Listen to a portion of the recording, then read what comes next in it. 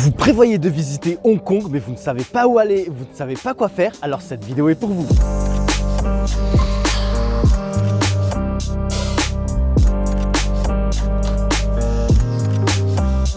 Salut les amis, c'est Monsieur Puss et dans cette vidéo, je vais vous donner un itinéraire complet de 2 jours à Hong Kong et sans plus attendre, on commence à The Peak. The Peak, c'est en fait l'endroit idéal pour se rendre compte de l'immensité de la ville. Et pour y aller, on va prendre le tramway qui s'appelle The Tram Peak. Alors ça coûte 136 $ hongkongais pour un aller plus l'accès à la Sky Terrace 428 qui est cette terrasse-là qui vous donne le fameux point de vue sur Hong Kong et la jungle urbaine, les montagnes et tout. Franchement, c'est magnifique. Et l'aller-retour coûte 168 $ hongkongais. Franchement, c'est un moyen qui est simple. Ça va direct à la Sky Terrace 428. C'est sympa, vous êtes entouré de bâtiments. Après, il y a la forêt. Vous commencez à distinguer la vue. Franchement, c'est super cool. Par contre, ce que je vous recommande, c'est d'acheter vos tickets avant. Parce que clairement, sinon vous allez perdre un temps maximum à faire la queue. Vous êtes là pour 2 jours, vous ne voulez pas perdre de temps. Achetez les tickets en ligne, c'est le même prix et vous allez passer directement devant tout le monde. Vous scannez votre code QR et en avant en temps-plan, vous montez dans le tramway, vous allez sur la Sky Terrace. Donc en fait, le ticket, comme il inclut aussi le prix de la Sky Terrace, vous ne faites pas encore la queue aussi pour acheter le ticket. Donc franchement, c'est le moyen le plus simple qui va faire économiser du temps. Après, si vous ne voulez pas aller à la Sky Terrace, vous pouvez acheter juste le ticket du tramway et il y a une petite balade qui longe la vue. Franchement, c'est super sympa parce qu'il y a des petits endroits où on peut s'arrêter à chaque fois et il y a différents angles. C'est vraiment cool. Donc, vous avez plusieurs options. Vous choisissez ce que vous voulez. Et si vous voulez carrément, vous pouvez faire les deux. Donc, monter la Sky Terrace 428 ou faire le chemin. Après avoir bien profité de la vue, on redescend au cœur de la jungle urbaine. Et pour information, saviez-vous que Hong Kong est la ville avec le plus de gratte-ciel au monde? Après avoir traversé le quartier de Central, nous voici maintenant dans le quartier de Sheung-Wan. Et ici, on commence par la visite du temple Manmo. C'est un temple taoïste des plus anciens de Hong Kong. À l'intérieur, la lumière est tamisée. Il y a beaucoup de fumée qui viennent notamment des grandes spirales d'encens suspendues au-dessus de vous. Et dans ce sanctuaire, on honore les divinités Man, dieu de la littérature, et Mo, dieu de la guerre. Ce temple est l'endroit parfait pour une parenthèse sacrée au milieu du tumulte de Hong Kong.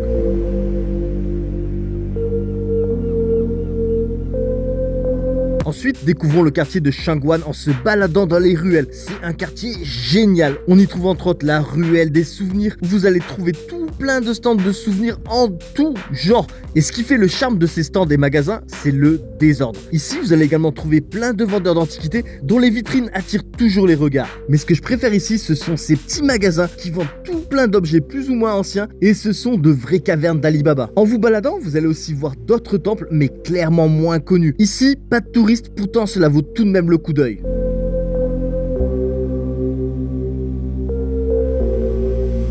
Après toute cette marche que vous avez fait ce matin, vous avez peut-être faim et ça tombe bien, c'est l'heure du déjeuner. Et pour ça, je vous amène à Shou Kei. C'est un petit stand dans une petite rue avec des tables en extérieur. C'est vraiment le truc local. Et ici, ils servent des bols de nouilles avec de la poitrine de bœuf. Ça coûte pas cher. Il y a une petite ambiance authentique, genre de l'ancien Hong Kong. C'est vraiment sympa. Mais ce qu'on veut savoir, c'est est-ce que c'est bon? Franchement, c'est bon. Je vais pas vous dire, ouais, c'est un truc 10 sur 10. Mais le bœuf est tendre. Il a dû rester dans son bouillon pas mal de temps. Ça va être une cuisson lente. Les nouilles sont pas mal. Et le bouillon, très important, le bouillon.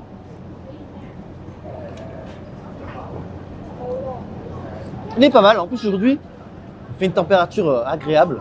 Donc pour ce petit bouillon chaud, c'est sympa. Par contre, un truc.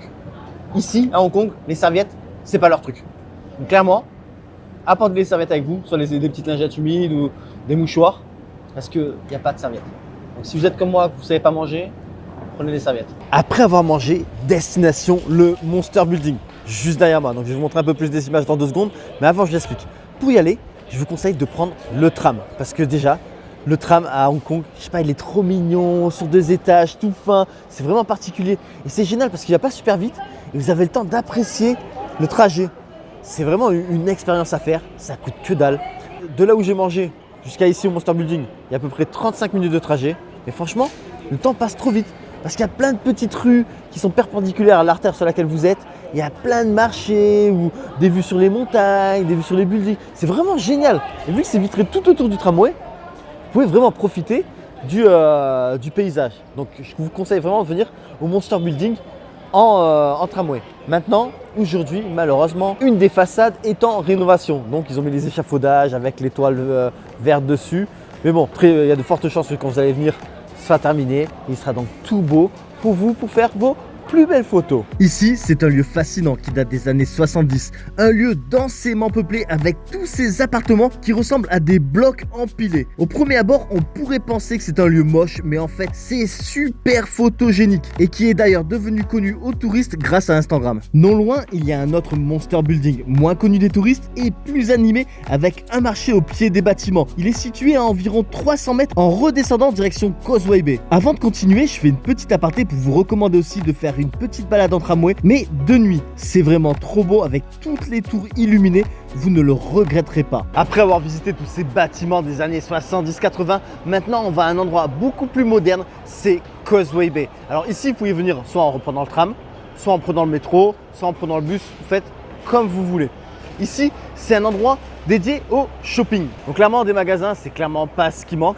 Donc vous pouvez tout simplement flâner, aller d'un centre commercial à un autre, regardez les boutiques, juste vous relaxer. Parce que bon, on a quand même pas mal marché, on a pas mal visité, on a ralenti un tout petit peu. Causeway Bay, c'est l'un des quartiers les plus vivants et les plus lumineux de Hong Kong. Ici, vous avez une énergie unique entre les enseignes géantes, les magasins ouverts jusqu'à tard le soir, le tout qui nous rappelle que Hong Kong ne se repose jamais. Maintenant, vous l'avez sûrement compris, Causeway Bay, c'est un peu le paradis du shopping, entre centres commerciaux immenses et des petites boutiques cachées dans les ruelles et les étages des bâtiments. Franchement, il y a de quoi faire. En plus, si on s'éloigne un peu des grandes avenues, on tombe sur une autre facette du quartier, avec des vendeurs de rue, des petits marchés avec des scènes de vie. Entre tradition et modernité, ce quartier représente tout ce que j'aime à Hong Kong, le contraste. En fait, je vais dîner à Causeway Bay, mais là je vais faire les choses à l'envers. Je commence par le dessert et après on va manger le plat. Bon, après vous faites ce que vous voulez. Mais bon, là je vous amène un petit magasin vraiment local encore une fois. Ça s'appelle Yishun Milk Company. Vous voyez l'enseigne juste là, parce que ma prononciation est certainement horrible. Et en fait ici leur spécialité, c'est du lait cuit à la vapeur. Ça a une texture de yaourt, c'est chaud et sucré. Le bol ça coûte 40 $ hongkongais. Et donc qu'est-ce que ça donne hein. Ah, ça a vraiment le goût du lait. En fait on dirait vraiment le goût du lait de vache sucré, mais avec la texture d'un yaourt. C'est dingue.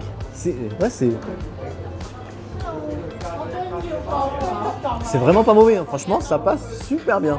Après avoir mangé mon bol de lait cuit, je voulais aller dîner à un resto qui était genre à 600 mètres, sauf que il est fermé. Maintenant c'est un salon de beauté qui a pris place, donc non, le salon de beauté ne cuisine pas. Du coup en fait je suis allé au resto juste à côté. Juste à côté, j'ai regardé, il y avait un peu de monde et tout, le menu a l'air sympa, des prix abordables comme celui que je voulais aller. Et du coup on va tester ça, alors ça s'appelle In Beef. Je vous mets l'adresse dans la description. Et alors, bon, là je connais pas, je sais pas du tout ce que ça va donner, on va voir de suite. Donc j'ai pris un bol de porc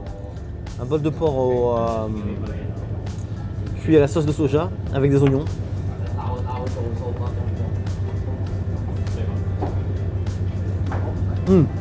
Franchement, c'est pas mal. Le porc est tendre. Cuit comme dans la sauce de soja, franchement ça donne un petit goût mariné, c'est sympa. Les oignons et tout, franchement, moi je mets un bon 8 sur 10, hein, c'est pas mal. Là le bol ça coûte 58 $ hongkongais. C'est top. C'est validé, vous pouvez venir manger ici. Pour terminer ce premier jour, direction le 31e étage de la tour V-Point pour aller au rooftop Alto qui est en fait un bar-restaurant. Ici, c'est selon moi le rooftop qui offre l'une des meilleures vues de Hong Kong. Vous avez d'un côté au premier plan le Victoria Harbour et plus loin les buildings de Kowloon avec les montagnes au fond. De l'autre côté, vous avez une vue immersive sur les buildings de l'île de Hong Kong et ses collines. Deuxième jour et cette journée se fera en face de l'île de Hong Kong à Kowloon. Et pour traverser l'eau, je vous recommande à 300% de le faire avec le Star Ferry qui, comme le tramway, est un moyen de transport emblématique de Hong Kong. La traversée est tellement agréable et vous avez une super vue, le tout à un prix dérisoire. Une fois arrivé de l'autre côté, prenez le métro jusqu'à Sham Shui Po. Ici, c'est un quartier plus brut et clairement moins moderne de Hong Kong avec plein de marchés animés qui débordent de gadgets, de tissus, d'électronique.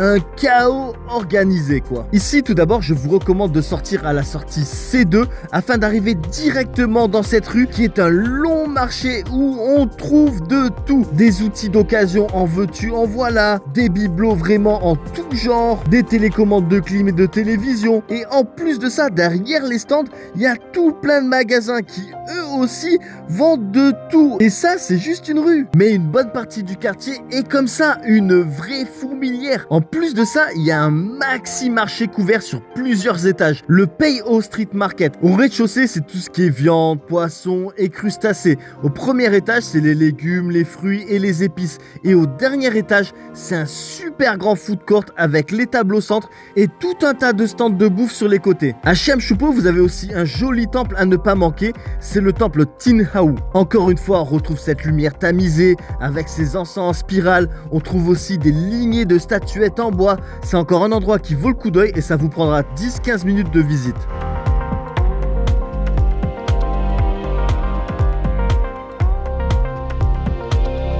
S'il y a bien quelque chose qu'il faut manger quand vous venez à Hong Kong, c'est les dim sum. Et donc ce midi, je vous amène à Tim Ho Wan, qui est dans le quartier de Sham Shui Po. Et ici à Hong Kong, ce qu'ils font, c'est qu'avant de manger, ils nettoient leurs ustensiles.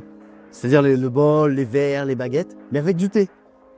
Franchement, ça met un truc traditionnel, c'est rigolo à voir et à faire. Mais bon, ceci dit, maintenant, ce qui nous intéresse, c'est les dim sum. Donc là, on a pris toute une sélection. Et l'un des plus connus, c'est celui-ci, le shumai. En fait, c'est la viande hachée de porc et de crevettes qui sont mélangées et ensuite cuits à la vapeur. Donc les dim sum, en fait, c'est cuit à la vapeur dans des genres de panier en bambou. Bon, ceci dit, ce qui nous intéresse, c'est quand même, est-ce que c'est bon?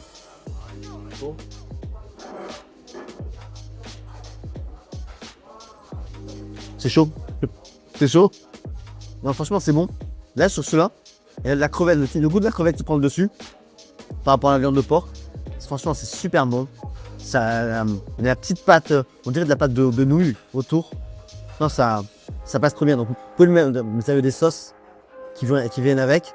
C'est bien de les saucer. Là, tout goûter pour voir toutes les saveurs au naturel. Je n'ai pas mis la sauce, mais normalement, vous mettez la petite sauce qui va bien. Là, c'est un petit bun, un petit pain avec de la viande de porc. Qu'est-ce que ça donne? Voilà. Non mais ça c'est des trucs, c'est des valeurs sûres. C'est du porc barbecue. Vraiment un beignet en fait, un beignet à la viande. C'est mat. Maintenant, je fais une petite aparté pour vous montrer mon hôtel. Il s'appelle Mini Central Hotel. Il est confortable, bien placé et à un prix abordable pour Hong Kong. Ceci dit, on continue la deuxième journée à Mong Kok. Mong Kok, c'est un quartier qui déborde de boutiques, de marchés et de centres commerciaux. Ici, c'est un concentré d'énergie, une autre fourmilière de Hong Kong où vous ne vous sentirez clairement pas seul. Promenez-vous le long des boutiques et jetez un œil au Fa Yuen Street Market. Ici, on y trouve beaucoup de vêtements, des souvenirs en tout genre, mais aussi des stands de fruits. On continue notre balade dans Mong Kok par le Flower Market Road. C'est une rue où il y a plein de boutiques qui vendent des fleurs et des plantes. C'est sympa de s'y promener, regarder ce qui s'y vend. Et les gars, c'est l'endroit idéal pour trouver le bouquet pour votre prochain date. Maintenant, pour faire une petite coupure dans votre balade à Mong Kok, dans la Flower Market Road, vous avez un café super sympa. Il s'appelle Café Hay Fever. Ici, en fait, c'est une boutique de plantes, mais qui fait aussi café. Et franchement, c'est trop mimi. C'est super sympa pour faire une petite coupure, faire une petite pause. Donc, n'hésitez pas à vous y arrêter, jeter un coup d'œil au magasin et vous prendre un petit café et une pâtisserie comme moi. On continue à descendre vers notre dernière destination et nous voici à Temple Street. Alors ne vous fiez pas au nom, ici c'est un marché, pas un temple. Je vais pas vous mentir, c'est un marché super connu des touristes et vous allez y trouver à outrance de souvenirs. C'est impossible que vous ne trouvez pas quelque chose à ramener pour vous et vos proches. Alors au marché, si vous désirez, vous pouvez dîner là-bas. Il y a des petits stands de street food. Et moi je vais vous faire découvrir un endroit qui se situe à Jordan. Donc vous pouvez prendre le métro, vous sortez à Jordan, la sortie C2. Vous marchez 170 mètres et il y a ce magasin-là qui s'appelle Man Mackie Noodle Shop. Ici, ils servent des petits bols de nouilles avec des dumplings et une soupe. Et alors, ils ont une particularité, c'est qu'ils mettent les nouilles par-dessus. D'habitude, on voit les dumplings dessus et les nouilles dessous.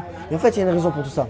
C'est que c'est pour garder les nouilles al dente, entre guillemets al dente. Parce que s'ils les mettent dans la soupe, mais du coup, si elles continuent à cuire, elles deviennent trop souples. Et en plus, il y a une technique aussi pour les manger, c'est qu'il faut prendre du vinaigre. Il faut prendre du vinaigre et tremper les nouilles dans le vinaigre et les manger comme ça. Là, si vous m'avez vu faire un petit coucou, c'est normal. Il y avait une dame, une locale juste à côté. C'est elle qui m'a expliqué tout ça. Elle était trop surprise de voir un étranger ici. Elle se dit, mais j'ai jamais vu d'Européen ici. Et donc, elle était surprise, elle m'a expliqué tout ça. Parce qu'en fait, à Hong Kong, dans les petits magasins locaux comme ici, on doit partager nos places. Donc vous mangez avec des inconnus, parce que il y a tellement de monde qui vient, donc on partage les tables. Enfin bon, tout ceci dit, on va voir ce que ça donne. On va tester d'abord les nouilles dans le vinaigre, comme la dame m'a dit.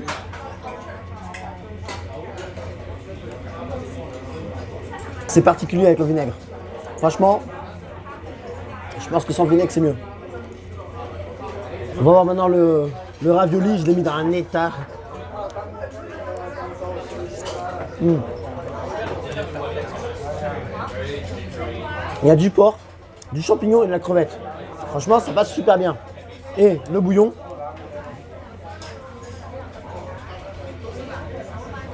Un très bon bouillon. Franchement, venez essayer. Les nouilles sont très bonnes. Le dumpling aussi. Essayez si vous voulez avec le vinaigre, voir si ça vous plaît ou pas. Moi personnellement, c'était pas vraiment à mon goût. Mais vous pouvez essayer pour faire comme eux. Et c'est vrai que les nouilles comme ça un peu plus adlente, c'est pas mal. Moi j'aime bien. Ensuite, direction Tsim Sha Tsui. Et ici, plus précisément, je vous amène au K11 Musea, qui est un centre commercial. Alors, je vous y amène pas pour faire du shopping. Enfin, même si rien ne vous empêche d'en faire, je vous y emmène car je veux que vous voyez l'intérieur. À mes yeux, c'est le plus beau centre commercial que j'ai vu de ma vie à ce jour. En plus de ça, ici, vous avez une terrasse avec une super vue sur la skyline de Hong Kong Island. Mais vraiment, pour une maxi vue panoramique sur l'île de Hong Kong et tous ses gratte-ciel, direction l'Avenue of Stars, qui est une magnifique longue promenade. Alors, on y trouve les empreintes de main des stars, un peu comme à Cannes sur la Croisette, et il y a aussi la statue de Bruce Lee. D'ailleurs, je trouve qu'on a le même corps, lui et moi. Alors, il faut savoir que si je vous fais venir ici, à l'Avenue of Stars, oui, bien sûr, c'est pour voir la skyline sur l'île de Hong Kong, c'est magnifique avec toutes les lumières, sauf que d'une déjà, il n'y a pas toutes les lumières. Parce qu'il y a eu un incendie fin novembre 2025 qui a fait énormément de victimes. Et donc, entre autres, pour porter hommage, rendre hommage à ces victimes, ils n'allument pas toutes les lumières. Et ils ont aussi annulé le show, le Symphony of Light. C'est un show de lumière. En fait, ils avaient des danses de lumière sur les bâtiments, avec des projections de lumière qui bougent. Franchement, c'est super sympa à voir. C'est tous les jours à 20 h. Normalement, il y a de fortes chances que quand vous allez venir à Hong Kong, vous allez pouvoir y assister. Sauf que moi, là, je ne peux pas vous le montrer. Je pense que j'ai des images. Si vous voyez une image là que je vous mets, c'est des images que j'ai faites il y a 6 ans. Maintenant, il y a plus de buildings. Ça vous donne un petit aperçu. Donc, sachez que si vous venez ici, attendez 8 h et vous pouvez assister au spectacle. Ceci dit, c'est la fin de cette vidéo. J'espère qu'elle vous sera utile pour votre prochain séjour à Hong Kong. Mais les aventures en Asie continuent. Donc, si vous désirez ne rien manquer, n'hésitez pas à vous abonner. Et je vous dis donc à la prochaine sur ma chaîne. La bisette, moi.